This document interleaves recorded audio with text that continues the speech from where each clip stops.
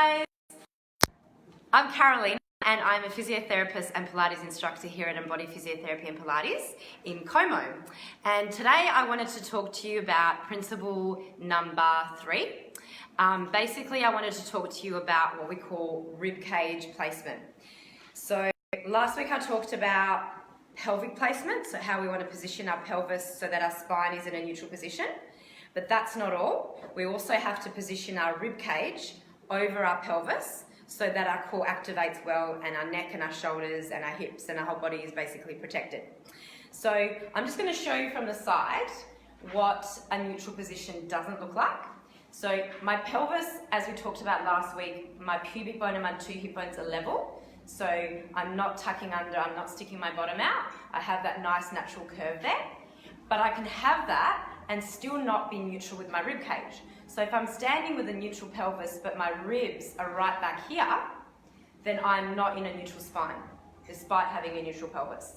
So if you find your sternum bone and then find your pubic bone, what you want is you want your sternum bone to be on the same plane as your pubic bone.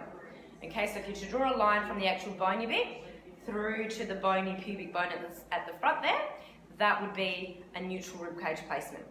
So what that means when you're lying down on your back on, say, a reformer or on the mat, is that around that area here, which for women is where the bra strap is, for men it's just sort of underneath the shoulder blades, or both for men and women, but it's just underneath the shoulder blades on the spine there, basically in line with the sternum bone.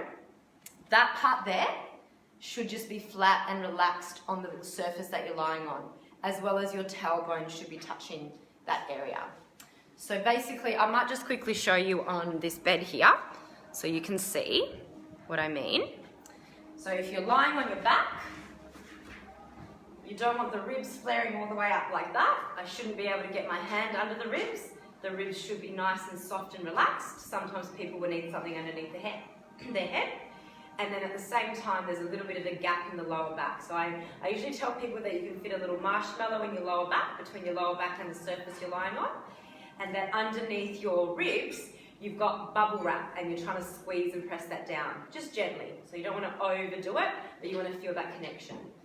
All right, guys, so I hope that clarifies the neutral spine and hope to see you in a class soon. You can click on the link below to try a free class if you're new to the studio.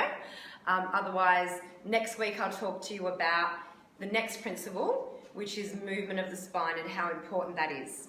Bye, guys.